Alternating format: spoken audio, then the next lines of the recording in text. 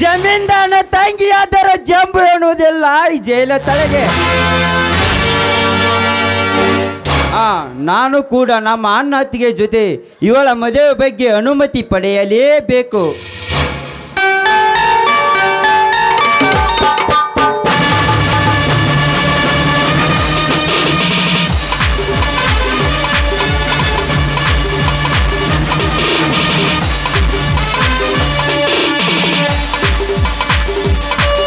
ನಿಲ್ಲು ಮನೋಜ್, ಎಲ್ಲಿಗೆ ಹೋಗುತ್ತಿರುವೆ?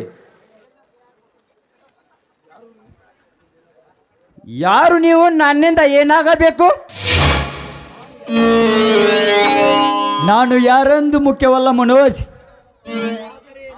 ಆದರೆ ನಾನು ಹೇಳುವ ವಿಷಯ ಬಹುಮುಖ್ಯವಾಗಿದೆ ನಿನ್ನ ಬದುಕಿಗೆ. ಹಲೋ ಮಿಸ್ಟರ್, ಏನು ಹೇಳುತ್ತಿರುವೆ ನೀನು? ಯಾರೆಂದು ಗೊತ್ತೇ ನಾನು ನಿಮಗೆ? ಗೊತ್ತು ಮಿಸ್ಟರ್ ಮನೋಜ್, ನೀ ಯಾರೆಂದು ಗೊತ್ತು. ಅಷ್ಟೇ ಅಲ್ಲ, ನಿನ್ನ ಮನೆಯಲ್ಲಿ ನಡೀತಿರುವ ಖುದ್ದಾಗಿ ನಡೀತಿರುವ ಅನೇಕ ಸಂಬಂಧವೂ ಗೊತ್ತು. ಹಲೋ ಮಿಸ್ಟರ್, ಯಾರ ಬಗ್ಗೆ ಮಾತನಾಡುತ್ತಿರುವೆ ನೀವು? ಅರ್ಥವಿಲ್ಲದೆ ಮಾತನಾಡಿದರೆ ಈ ಸೈನಿಕನ ಕೋಪ ತಿರುಗಾಗಬೇಕುತ್ತದೆ, ಎಚ್ಚರವಿರಲಿ. Cool down Manoj, cool down. ದೇಶ ಕಾಯಲು ಹೋಗುವ ನಿನಗೇನು ಗೊತ್ತು? ನಿನ್ನ ಮನೆಯಲ್ಲಿ ನಡೆಯುತ್ತಿರುವ ಅನೈತಿಕ ಸಂಬಂಧವು ಈ ಕೀರ್ತಿರಾಜನ ಹತ್ರ ಕೇಳು. ನಿನ್ನ ಅತ್ತಿಗೆ ಒಂದು ಸೋಗಿನ ಸೂಳೆ ಎಂದು.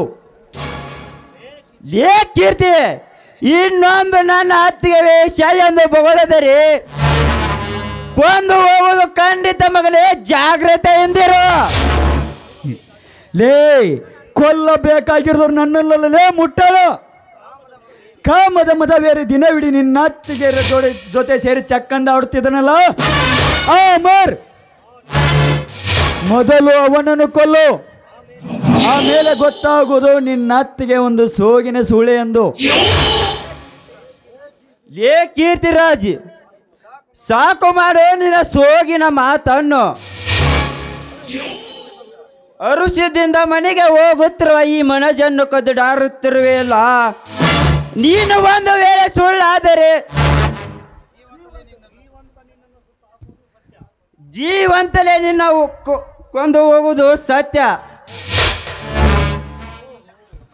ಓಹೋ, ಇವನು ಹೇಳುವ ಮಾತಿನಲ್ಲಿ ನಂಬಿಕೆ ಇಲ್ಲ. ಜೀವಕ್ಕೆ ಜೀವವಾಗಿರುವ ನನ್ನ ಸ್ನೇಹಿತ ಅಮರ್, ಎತ್ತ ತಾಯಿಗಿಂತ ಮಿಗಲಾಗಿರುವ ಅತ್ತಿಗೆ ಇವರ ಮೇಲೆ ಸಂಶಯ ಮಾಡುವುದು ಸರಿಯಲ್ಲ. ಈ ವಿಷಯವನ್ನು ಸ್ವಲ್ಪ ಯೋಚಿಸಲೇಬೇಕು. ಲೇ ಕೀರ್ತಿರಾಜ, ಸತ್ಯ ಗೊತ್ತಾದ ಮೇಲೆ ನಮ್ಮಿಬ್ಬರ ಯುದ್ಧ ಭೂಮಿಯಲ್ಲಿ ಭೇಟಿಯಾಗೋಣ, ಬರುತ್ತೇನೆ.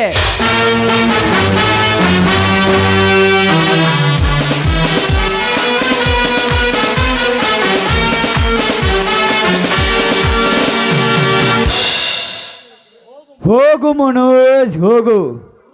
ಮೃದುವಾದ ಮನಸ್ಸಿನವನು ನೀನು. ನಿನಗೇನು ಗೊತ್ತಾಗಬೇಕು?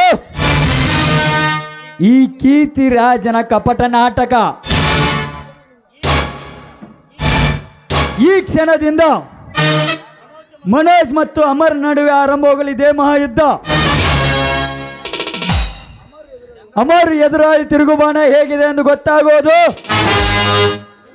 ನಿಮ್ಮ ಬಡತನದ ಬದುಕಿಗೆ. ಅತ್ತಿಗೆ ಎತ್ತಿ ಆಡಿಸಿದ ಮೈದುನನ್ನೇ ಮುತ್ತು ಆಗಬೇಕು ಆ ಅಂಬಿಕಳ ಬದುಕಿನಲ್ಲಿ. ಅಂದಾಗಲೇ ತೃಪ್ತಿಯಾಗೋದು ಈ ಕಂಗಟ್ಟ ಕೀರ್ತಿರಾಜನಿಗೆ.